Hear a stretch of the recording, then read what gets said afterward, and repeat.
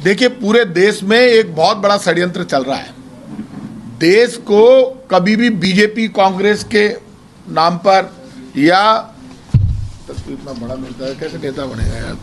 तो फेल हो रहा मामला तेरा फालतू।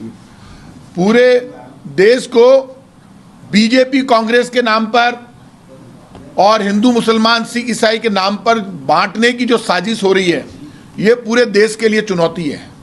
ये देश सिर्फ कांग्रेस बीजेपी का नहीं है, सिर्फ पॉलिटिकल पार्टियों का देश नहीं है। ये देश सब धर्म और जातियों को मिलाकर बना है। प्यार और प्रेम से इस देश में सबने आज़ादी की लड़ाई लड़ी, देश आज़ाद हुआ। कांग्रेस पार्टी भी सत्ता में रही, जनता पार्टी भी सत्ता में रही, बीजेपी भी सत्ता में रही। सब पॉलिटिकल पार्टियों ने मिलकर भी कई बार सरकारें बनाई, लेकिन इतनी नफरत पैदा करने के लिए कभी कोशिश नहीं हुई। जब से सोशल मीडिया आया, उसके बाद सोशल मीडिया का जिस तरह से यूज किया जा रहा है और जिस तरह से नफरत पैदा करने की कोशिश की जा रही है, उससे भूख, गरीबी, महंगाई, इन सब मुद्दों को किनारे कर दिया। डेमोक्रेसी के सबसे बड़े मुद्दे जो रहे, कोई भूखा नहीं सोना चाहिए, गरीब का कल्याण होना चाहिए, महंगाई पर कंट्रोल होना चाहिए, आम आदमी को रोजगार मिलना चाहिए, इन मुद्दों पर हमेशा सत्ता चलती रही, सरकारें आती रही, जाती रही, घोषणा पत्र में वादे करती रही। लोगों ने घोषणा पत्र को चुनौती दी। पहली बार ऐसा हुआ जब घोषणा पत्र साइड में खड़े हो गए। अब सिर्फ लड़ाई, पॉलिटिकल वॉर जितना भी हो रहा है, वो सिर्फ धर्म को लेकर हो रहा है। और उसका कारण ये है कि जब केंद्र में बैठी हुई सरकार फेल होने लगे, घोषणा पत्र में उठाए गए मुद्दों पर जवाब नहीं ले पाए जनता, इसके लिए कोई ना कोई बहाना चाहिए। और वो बहाना अब शुरू हो गया। आश्चर्य तब हुआ जब राजस्थान में करौली को लेकर मुद्दा बनाया गया।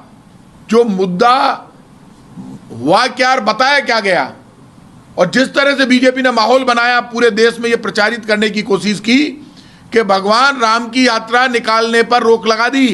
राजस्थान में भगवान राम की यात्रा रोकने की औकात हमारी नहीं है। हमसे 100 गुना बड़ी औकात ब्रह्मांड के मालिक भगवान राम की खुद की है। राजस्थान में सब जगह भगवान राम की यात्रा निकली। रामनवमी को कोई यात्रा रुकी नहीं, ना कोई रोक सकता था। शांति से यात्रा निकल गई, इसलिए पेट में दर्द हो गया, झूठा प्रचार किया गया। किसके लिए था वो? धारा 144 क्यों लगाई गई? कुछ लोगों ने वीडियो डाले, जगह जगह भारतीय नववर्ष को, हमेशा भारतीय नववर्ष को धूमधाम से मनाया जाता है। एक समय था जब भारतीय नववर्ष को हर जाति धर्म का व्यक्ति मनाता था। अब भारतीय नववर्ष को उन्होंने लिखा भारतीय हिंदू नववर्ष। कोई बात नहीं, मैं हिंदू हूं, मुझे हिंदू होने पर गर्व है, लेकिन मुझे दूसरे के धर्म से कोई नफरत नहीं है। क्योंकि मेरे गांव खाचरियावास में मैं पैदा नहीं हुआ, मेरी 4 पीढ़ियों पहले भी जिन्होंने खाचरियावास बसाया, तब भी हिंदू मुसलमान सिख ईसाई वहां रहते थे, आज भी रहते हैं, जैन भी, बौद्ध भी, सब। अब नया काम शुरू हो गया जब रामनवमी की यात्रा निकल गई शांति से। राजस्थान में रामनवमी सब ने अच्छे ढंग से धूमधाम से मना ली। उससे पहले करौली का दंगा बाकायदा प्लान वे में हुआ, वहां भी शांति हो गई। लेकिन मैंने ये देखा उसके बाद, अब जब कल राजगढ़ का मामला सामने आया, 3, 4, 5 दिन पुराना, वो मंदिर तोड़ा भारतीय जनता पार्टी ने, लेकिन भारतीय जनता पार्टी का एक नेता हिम्मत जुटाकर सच बोलने के लिए तैयार नहीं हुआ। ये लोकतंत्र नहीं है। नेता वो होता है जो सच बोलने की ताकत रखता हो। मैंने पहली बार देखा राजस्थान बीजेपी के नेताओं का जमीर मर गया। और मैं आज आपसे कह रहा हूं, जो भगवान राम का नाम लेते हैं, इनको तो नाम लेने का हक ही नहीं है, पापी हैं ये सारे लोग। आगे बढ़कर ये कहते कि हमारा वहां पर राजस्थान में राजगढ़ में हमारा बोर्ड है, चुनावा बोर्ड है, हमने बहुत बड़ी तादाद में वोट लेकर वहां पर चुनाव जीता है, और हमारे बोर्ड ने प्रस्ताव पास करके और वहां पर ये तोड़फोड़ के आदेश दिए। उसके बाद हमारे प्रस्ताव पर ये तोड़फोड़ की गई।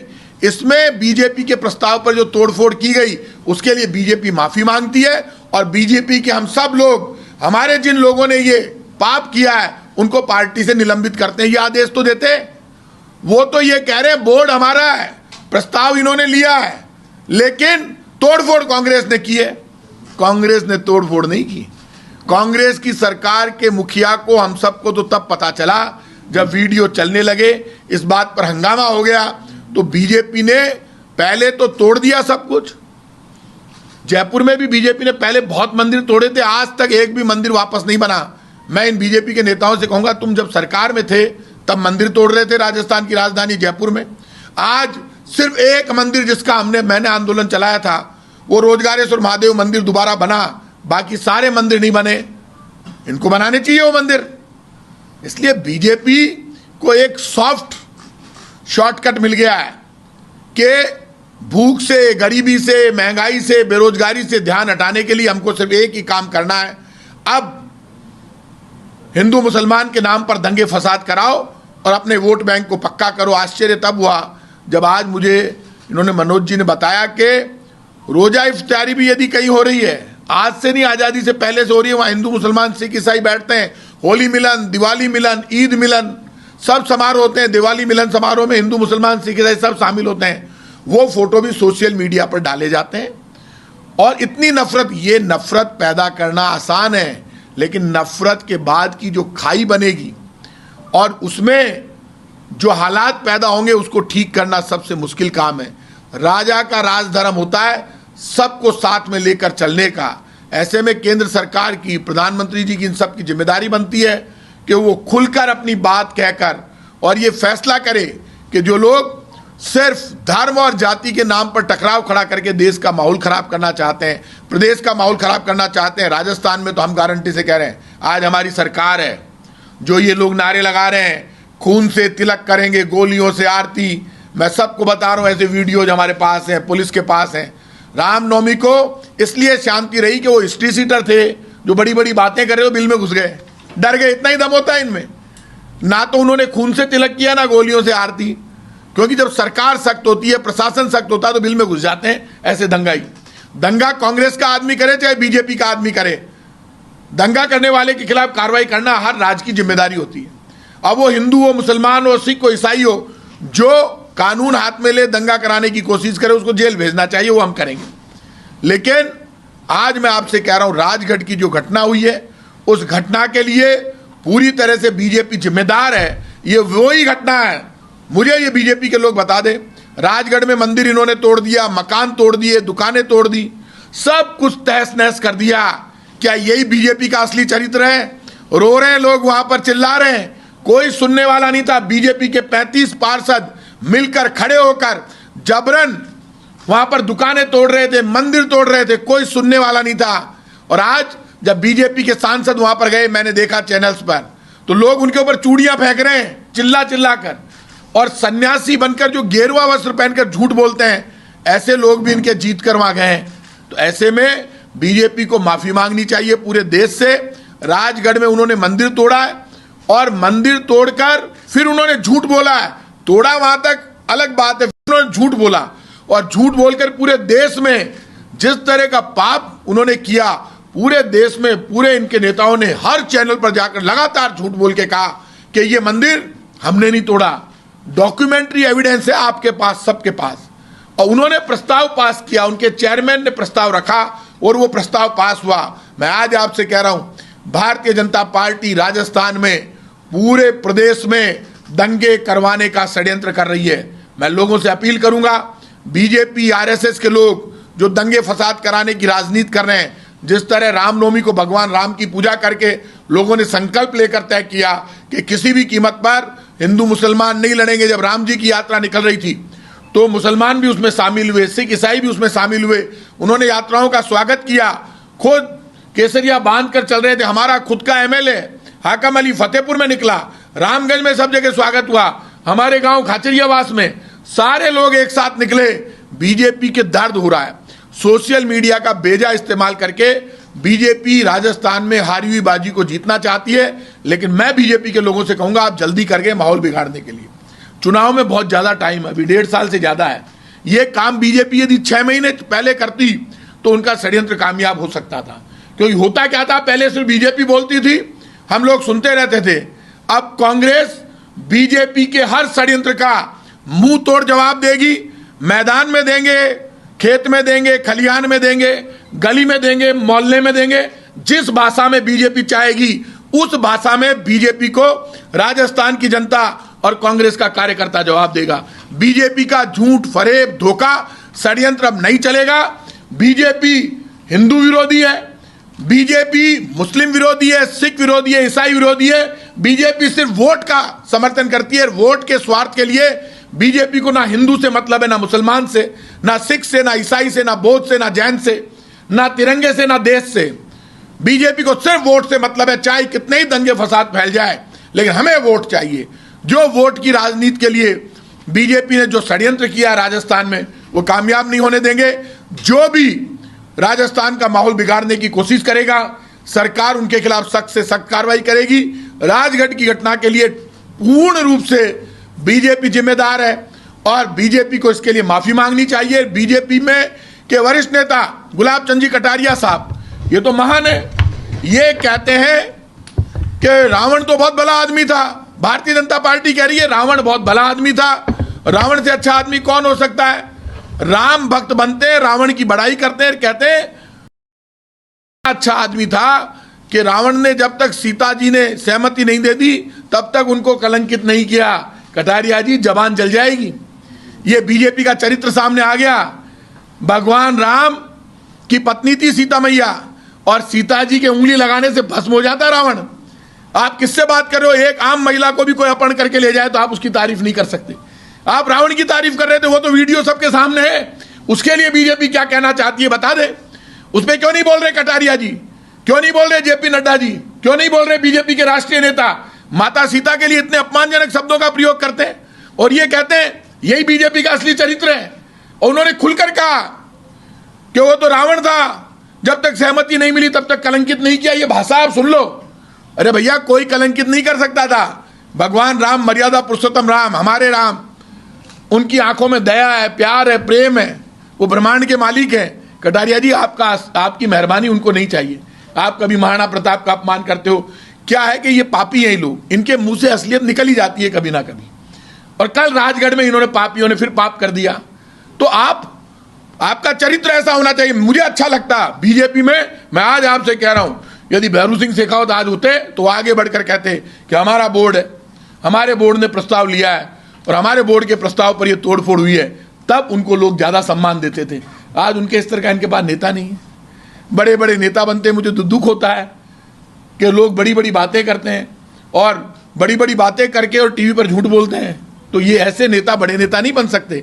और यदि एक भी नेता खुद कह रहे हैं प्रस्ताव के लिए बोलने को तैयार नहीं है, आगे बढ़कर सच बोलने को तैयार नहीं है, इसलिए मैं इतना कह सकता हूं कि कांग्रेस बीजेपी के ऐसे किसी भी षड्यंत्र से डरने वाली नहीं है और राजस्थान की जनता हमारे साथ खड़ी है। बीजेपी ने षड्यंत्र तब शुरू किया जब मुख्यमंत्री जी ने अच्छा बजट पेश किया। जैसे ही बिजली के बिल आए, पैसे कम हो गए, लोगों ने धन्यवाद दिया कि भगवान भलो करे। पेट्रोल, डीजल और गैस सिलेंडर में तो केंद्र की मोदी सरकार ने मार दिया। आपने बिजली के बिल कम कर दिए, आपने इलाज फ्री कर दिया।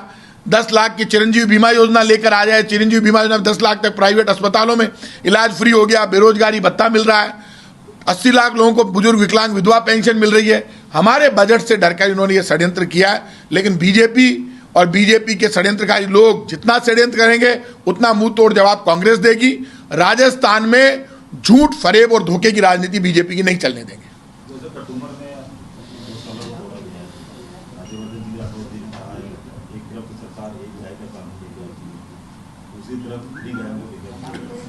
गौ माता के मामले में सबसे पहले बोर्ड राजस्थान में कांग्रेस ने बनाया। सबसे पहले अलग से बजट की व्यवस्था हमने की। आज भी गौ माता को लेकर आपको पता है, सबसे पहले मैंने यहां गोरक्षा यात्रा की थी जब हम विपक्ष में थे। हिंगोनिया गौशाला में गायों की मौत हुई थी बीजेपी के राज में, तब गोरक्षा यात्रा की। तब प्रधानमंत्री जी दिल्ली से बोले थे इस मामले में, जहां हम यहाँ जयपुर में लड़ रहे थे। तो गायों को लेकर जितना चिंतित है, गौ माता हमारी माता है, हम जितने चिंतित है, यदि कहीं घटना है और कहीं कोई गड़बड़ होगी तो उसके खिलाफ सख्त कार्रवाई करेंगे। लेकिन उसको लेकर जितना बजट हम दे रहे हैं उतना बजट तो पूरे हिंदुस्तान में कोई सरकार नहीं दे रही। राजगढ़ वाले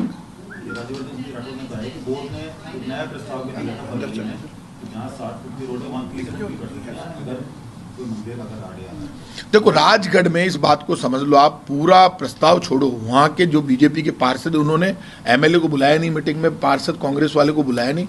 और वहां तो वो ऐसे लड़ रहे थे, प्रशासन की जरूरत तो खुद खड़े रह के तोड़वा रहे थे। वो तो पापी हैं सारे के सारे, और ये उसको छुपा रहे हैं। मैं इनको सही तब मानता जब ये उन सबको निलंबित करते पार्टी से और कहते ये गलती है। मैं कह रहा हूं छा जाती बीजेपी आज, लेकिन बीजेपी का असली चेहरा देख रहे तो बेईमान है बीजेपी वाले। अरे गलती कर दी उन्होंने, पार्षद तो निकाल दो पार्टी से बाहर। आपकी इतनी हिम्मत ही नहीं। हमारा एमएलए बुजुर्ग आदमी है जवाहरीलाल मीणा, मैं गारंटी से कह रहा हूं, वो तो खुद ही कह देता, उसका वो क्या मन कोई पूछे ही को नहीं, मन बुलाया ही को नहीं मीटिंग में, मार तो एक जीते हटे बाहर गोड़ो कर मत आगे, समझा रही हो मत कर, फिर भी कर दिया इन्होंने।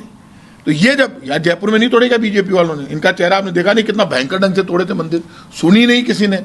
दो चेहरे हैं बीजेपी के, सरकार में कुछ और होती है, बिना सरकार कुछ और, वहां बोर्ड में पावर थी ना, दिखा दिया उन्होंने चेहरा। भाई साहब, जैसा आपने बताया कि सोशल मीडिया का इस प्रकार बीजेपी दुरुपयोग करती है और शून्य से खबर को शिखर तक पहुंचा देती है, तो क्या मानते हैं कि सोशल मीडिया बैन लगा देना चाहिए? नहीं, मैं सोशल मीडिया पे बैन लगाने की बात नहीं कहता, लेकिन ये तय बात है, मैं सोशल मीडिया अपनी जगह चले, लेकिन मैं लोगों से कहूँगा अब तो कानून भी बन गए, केंद्र सरकार नहीं बनाए हैं। जो लोग अभी बीच में मैंने जब ये राम वाली यात्रा हुई ना, रामनवमी की यात्रा को लेकर जब ये मामला आया, तब मैंने बयान दिया था कि ये जो गड़बड़ करेंगे उनके खिलाफ हम सख्त कार्रवाई करेंगे। एक गड़बड़ जयपुर में नहीं हुई, और मैं थाना आज कह रही हूँ, बिल के मायन घुसिया नारा लगा देगा, मैं तो यार 28 स्कूल कॉलेज यूनिवर्सिटी मारी मैं सबकी शकला जानूँ, अरे मैं यो तो फर्जी है। कई ऐसे कायर हैं जो टीवी पर दे तो दे भी के बाद डिलीट और कर ले, तो डरे क्यों है यार, तू इतना बड़ो सूरमा तो निकल पा रहे है, मैं भी तो देखूं कितना बड़ो वीर है, पुलिस पकड़ेगी तो पकड़ेगी। पहले तो लोग आंदोलन करते थे तो फिर दबाते नहीं थे आवाज को, फिर करते थे, लड़ते थे, जेल जाते थे, आंदोलन तोड़ना है, ये तो पाप है। आप ये बताओ, जैसे ही कोरोना खत्म हुआ, कोरोना में तो मुझे कोई मिला ही नहीं, कोरोना में सब अस्पतालों में जाता था, मैं अकेला ही था, जाता ही नहीं था आईसीयू वगैरह, मायन घुस गया सारा नेता, अचानक निकले बारह, माफ को नहीं करो राम जी धरती फाट जाओ नीचे घुस जाओ ला, कोई राम भी कोई चीज है। और ये और सुन लेना, आप खरी खरी कह रहा हूँ, आज सब बैठे हो, आप मुझे ये बता दो राम मंदिर कौन बना रहा है? बीजेपी बना रही है, ये गलत में भी निकाल देना, कोई भारतीय जनता पार्टी नहीं बना रही है। मैं पढ़ता था तब से मैं देख रहा हूं राम मंदिर के मुद्दे पर, आप ये देखो सुप्रीम कोर्ट में केस चल रहा था, हिंदू मुसलमान सिख ईसाई कम से कम 100 याचिकाएं लगी हुई थी, सब ने एफिडेविट लिख के दिया कि सुप्रीम कोर्ट जो भी फैसला करेगा हम सबको मंजूर होगा, राम मंदिर के फैसला। हिंदू मुसलमान सिख ईसाई बौद्ध जैन सब ने लिख के दिया, और जब लिख के दिया सुप्रीम कोर्ट ने पहले एफिडेविट लिए, आप सब कहोगे तो ही मैं फैसला दूंगा। वो भगवान राम की कृपा थी, उन्होंने कहा ना तो बीजेपी की मेहरबानी चाहिए भगवान राम को, ना कांग्रेस की चाहिए, ना सपा की, ना बसपा की, इन सब पार्टियों को और हमको सबको पूरे ब्रह्मांड को भगवान राम की मेहरबानी चाहिए। भगवान राम ने हमेशा के लिए बैरिकेड खत्म कर दिया, किसी पार्टी को श्रेय नहीं दिया भगवान राम ने। सुप्रीम कोर्ट का फैसला तब आया जब सबने एफिडेविट दे दिया, एक कंकर नहीं चला उस दिन, फैसला आया राम का मंदिर बनेगा, और सबको मिल गई थोड़ी थोड़ी जमीन हर जाति धर्म के लोगों को, और राम जी का मंदिर वहां बन रहा है, तो एहसान कर रहे हो क्या? वो तो सुप्रीम कोर्ट का फैसला है, बीजेपी का या लोकसभा का फैसला नहीं है, केंद्र सरकार का फैसला नहीं है, सुप्रीम कोर्ट का फैसला है। मर्यादा पुरुषोत्तम राम न्याय के लिए जाने जाते हैं, और न्याय के फैसले से ही भगवान राम का मंदिर बन रहा है। आपकी सरकार ने किस तरीके से नंदीशाला खोलने की बात की थी हर पंचायत में, अलवर में जो मामला सामने है, गायें तो सड़क पर जा चुकी है, वहां उनके लिए कुछ क्या सरकार करने जा रही है, सोच रही है? आप ये मानकर चलना, हमने गायों को लेकर बड़ा प्लान किया, सब जगह गौशालाएं नंदीशालाएं खोलने की, और यदि कहीं कोई दिक्कत है तो उसको दूर कर देंगे, आप निश्चिंत रहो। सरकार जब सबके लिए कर रही है तो गोमाता के लिए भी करेंगे, कोई दिक्कत नहीं। कोई प्रॉब्लम है, कहीं दिक्कत आई अलवर है तो उसको दूर कर देंगे। मेरा ये सवाल था कि यहाँ पे नगर निगम ग्रेटर में बीजेपी का बोर्ड है, उसी की मेयर है, आयुष जो कि सरकार का प्रतिनिधि होता है, उसने इनको साल के साल से कुछ नहीं करने दिया, तो आपको क्या लगता है वो बिना ईओ या एसडीएम की अनुमति के वो डिमोलिशन हो सकता है? देखो एक बात आप मानकर चलना, बोर्ड में जो प्रस्ताव आ जाता है, अभी नगर निगम ग्रेटर में जो बोर्ड में प्रस्ताव पास होंगे वो लागू होंगे। आप इसमें अंतर है दोनों में। नगर निगम साधारण सभा की पहली मीटिंग हुई है, इसीलिए तो डिस्प्यूट चला, मीटिंग नहीं कर पाई। साधारण सभा में बोर्ड में जो प्रस्ताव होता है वो लागू होता है, रूल्स रेगुलेशन है। हाँ, इसमें कोई दोहराई नहीं, ये एसपी कलेक्टर उनकी नॉलेज में लाना चाहिए था, कलेक्टर से उन्होंने परमिशन नहीं ली और अपने स्तर पर वो बड़ा डिसीजन ले गए। इसमें ये मानकर चलिए भाजपा के बोर्ड के प्रस्ताव को पास कराकर, और आज एक दिन से थोड़ा ना, वो जो चेयरमैन है ना, वो पिछले 5 साल से लगा हुआ है भाई ये दुकानें तोड़ने में, काइंड भी का इंटरेस्ट है, कोई जमीन वमीन को इंटरेस्ट हो लो, कोई दिनेश दुधारिया का ही है वो, एक्चुअली उसकी तो जांच होनी चाहिए। वो भाई महान आत्मा है जो भी है, वो सामने और नहीं आ रहा है, आएगा कहाँ से सामने? वो बड़े वो क्या नाम है उनका, अलवर के सांसद बाबा बालकनाथ, मैं तो उनको बाबा समझता था, तो कल टीवी पर एक बहस हो रही थी तो मैं चुप रहा। वो बाबा जी तो स्पेशल ही हैं, भाई झूठ पर झूठ फेंका जा रहा है। मैं बाबा होते तो केसरिया पैर मिले थे तो झूठ मत बोलो, मैं था सच, आप चाहे तो मैं सच बोल रहा हूँ। बाबो कम नेता ज्यादा है, बड़े पे चूड़ियाँ फेंक रही है, बाबा कोई फर्क को नहीं पड़ रही हो। तो ये इतनी नकटाई तोड़ना होती है। सब कुछ क्या MP MLA मंत्री मुख्यमंत्री प्रधानमंत्री बनना है क्या? सबसे बड़ा तो सुदर्शन चक्र वाला है। ऐसी कुर्सियां किस काम की कि जिसमें झूठ ही झूठ बोलना पड़े? तो सच तो बोलना ही पड़ेगा, सिर्फ झूठी झूठ पे राजनीति कर लेंगे क्या सारी? ये तो सारा सच है, ये मैं गारंटी, मैं भी तो सरकार में बैठा हूं। कल CM साहब की मीटिंग थी, उनके पास भी रिपोर्ट आई नीचे से, उन्होंने मंगाई सारी कि हुआ क्या ये इतना, क्योंकि वो तोड़फोड़ जब आप टीवी वालों ने दिखाई इतना खंडर कर दिया उन्होंने। बोर्ड की तो बदमाश है बात, देखो ये बोर्ड को तो इलाज होना चाहिए भयंकर। कल नोटिस तो दिया धारीवाल जी ने, ऐसा स्पेशल बोर्ड मैंने राजस्थान में पहला जगह तोड़फोड़ कर दी जबरदस्त, और वो जनता भी सीधी है वहां की, पता नहीं कैसे उस बोर्ड के प्रस्ताव को मान लिया, और वो खड़े रह के पार्षद तोड़वा रहे। तो जब मीडिया गया तब वो भाग गए पार्षद सारे। वो तो इतनी जबरदस्त तोड़फोड़ की है उन्होंने कि वो तो परवाह ही नहीं की। 300 साल पुराना मंदिर जब तोड़ दिया तो उसके बाद बचा गया है। दो सर्कुलर चले अपने, एक तो रमजान के दिनों में बिजली कटौती नहीं होगी, सरकार ने सब्सिडी जारी किया, फिर भी गहलोत साहब का निकला कि जो अपन रोजा इख्तियार करेंगे, उस रोजा से आज कितने लोग कहाँ रहते हैं, किस परिस्थिति में रहते हैं, कौन लोग आएंगे। तो बीजेपी का ये आरोप है कि इस प्रकार कांग्रेस मुस्लिम तुष्टिकरण की राजनीति कर रही है, इसको आप किस तरह देखते हैं? देखिए, भारतीय जनता पार्टी के साथ दिक्कत एक हो गई, प्रॉब्लम एक है कि मोदी जी ने जो वादे किए थे 15 लाख दूंगा, 6 दिन लेकर आऊंगा, डॉलर के मुकाबले रुपया मजबूत हो जाएगा, पेट्रोल डीजल गैस सिलेंडर सस्ते हो जाएंगे, अब और नहीं महंगाई की मार, अब की बार मोदी सरकार। तो महंगाई और भूख के मुद्दे पर तो बीजेपी बोल ही नहीं सकती। तो बीजेपी का ये पॉलिटिकल एजेंडा है।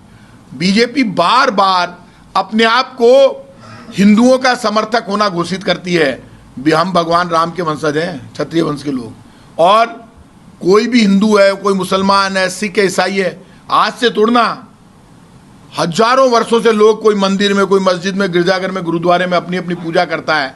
आज़ादी को तो सिर्फ 75 वर्ष हुए।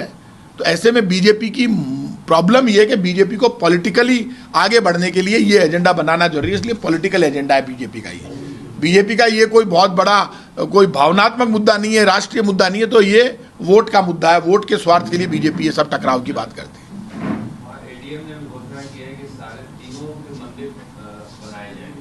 हाँ, तो हम तो कल ही कह दिए थे आपके चैनल पे, अपनी बात हुई कल भी, मैंने आपसे कहा था सर, ये जो मंदिर है, ये मंदिर हमने कल कहा था बीजेपी ने तोड़े और अपने स्वार्थ के लिए तोड़े। बीजेपी का असली चेहरा सबके सामने आ गया। कल ही हमने घोषणा कर दी थी कि यदि कोई कानूनी अड़चन बीच में नहीं आई तो हम ये मंदिर दोबारा बनाएंगे।